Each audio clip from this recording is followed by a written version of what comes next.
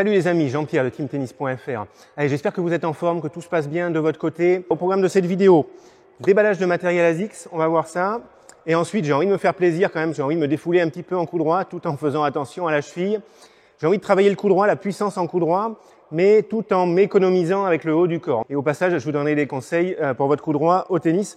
Et au passage, j'ai envie de tester cette petite Wilson Blade 98S. Alors, ça fait déjà 2 sessions de test que je fais avec cette raquette. C'est une super surprise. J'adore cette raquette. J'ai vraiment des super sensations. Je vais pas trop m'emballer parce que des fois, on aime bien une raquette au début, puis en faisant plusieurs tests, finalement, on repère quelques petits problèmes. Jusque-là, c'est génial. Je vais continuer à la tester pour voir ce que ça donne. Et au bout d'un moment, bien sûr, je vous ferai une vidéo de test complète sur cette raquette. Mais pour l'instant, vraiment, c'est très intéressant. Matériel ASICS, pourquoi ? Parce que j'ai le grand plaisir d'avoir été sélectionné pour faire partie de la team des ambassadeurs ASICS. Je suis très content. J'adore la marque ASICS. Ça fait des années que j'utilise des chaussures ASICS. Vraiment, c'est top. Là, j'ai des ASICS Gel Solution Speed. C'est super, c'est léger, c'est confortable. J'adore vraiment cette marque.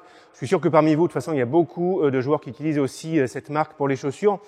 Si c'est le cas, n'hésitez pas d'ailleurs. Vous pouvez me dire en commentaire si vous utilisez ASICS en chaussures et si oui, quel modèle vous utilisez.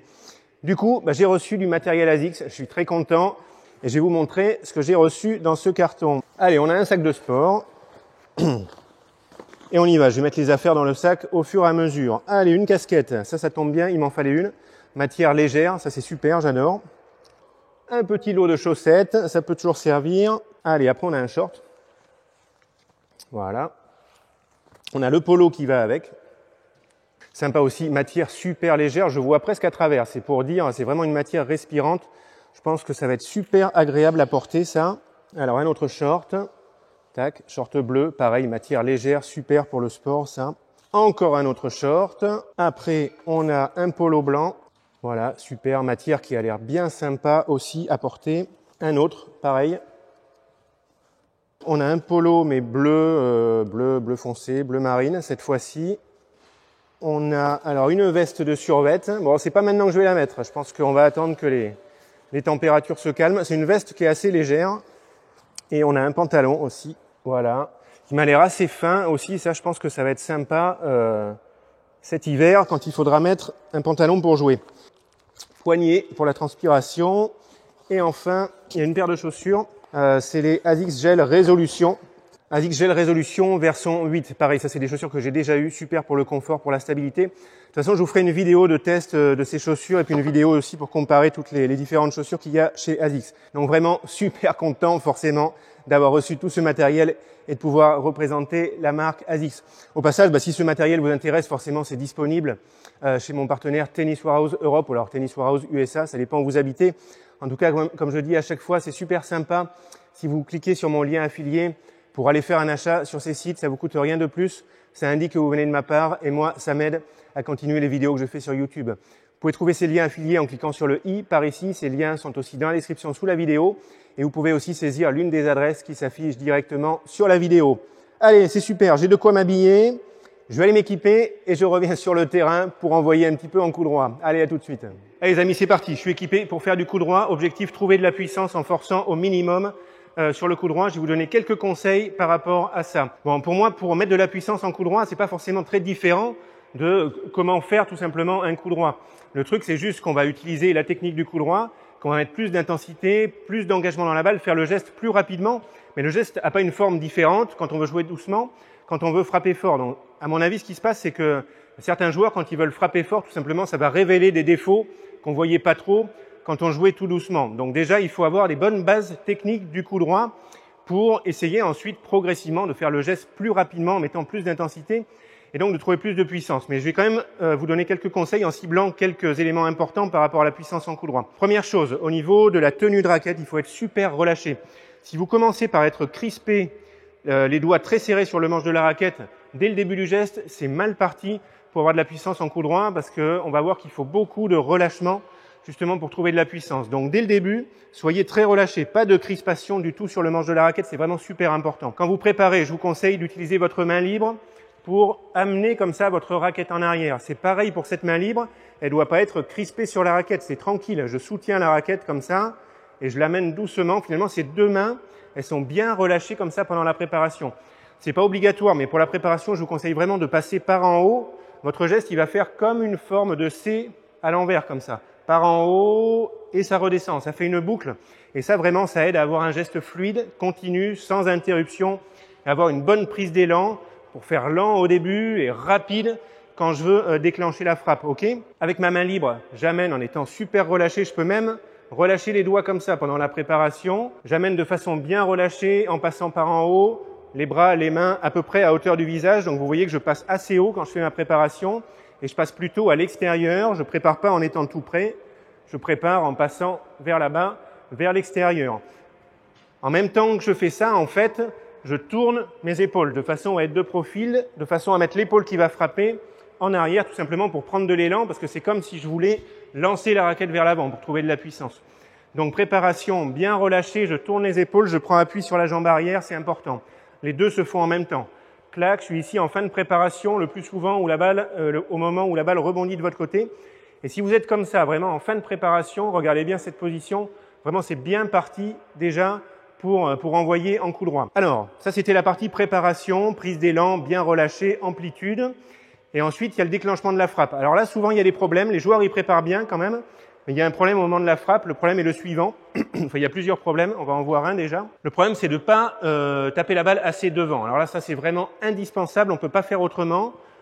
Je suis tourné comme ça pendant la préparation. Quand je vais frapper, je vais faire l'inverse de ce que j'ai fait à la préparation. Je vais pousser avec cette jambe et je vais ramener les épaules face au filet. Je suis ici, je pousse, j'écarte ce bras libre que je ramène ici. D'ailleurs, ça m'aide aussi pour la prise d'élan de sortir ce bras libre ici. Clac, je tourne, hanche, épaule de face. Objectif, faire passer le bras devant pour être ici, bien toucher la balle devant au moment de l'impact avec le poignet dans cette position, poignet bien stable à l'impact.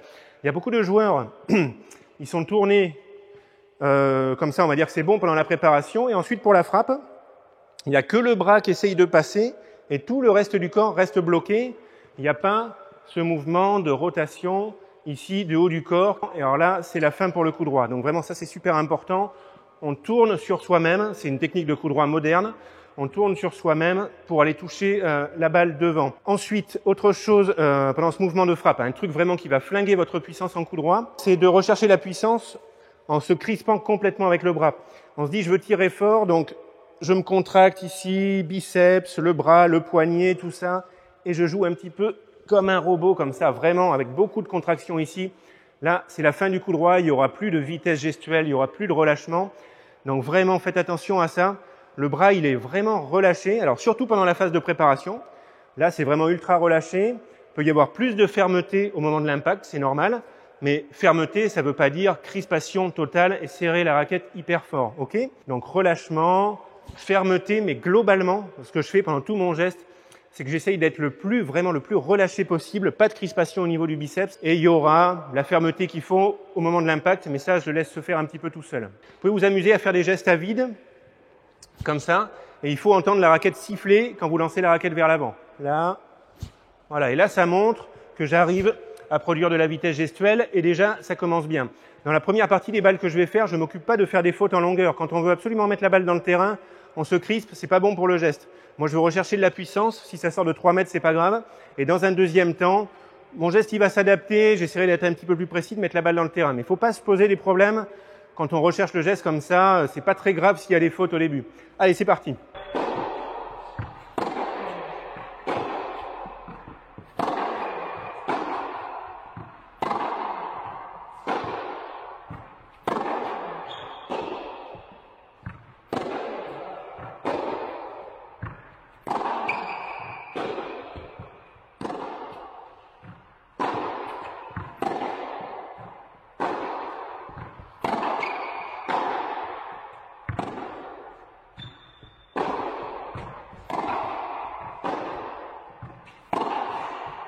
Vous pouvez peut-être lifter un petit peu plus quand la balle est basse quand même. Là, vraiment, je veux flinguer, même sur balle basse, pour relever un petit peu la balle quand elle est basse. Je ne peux pas tirer à plat sur une balle qui est sous le niveau du filet.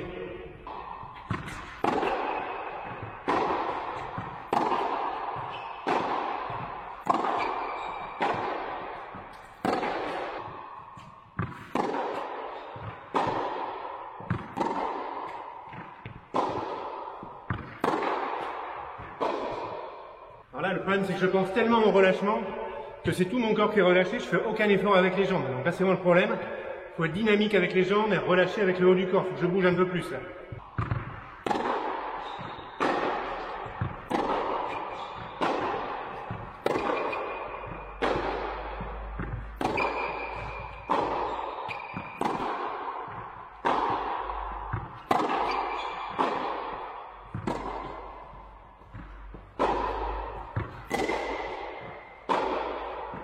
J'ai cassé le cordage.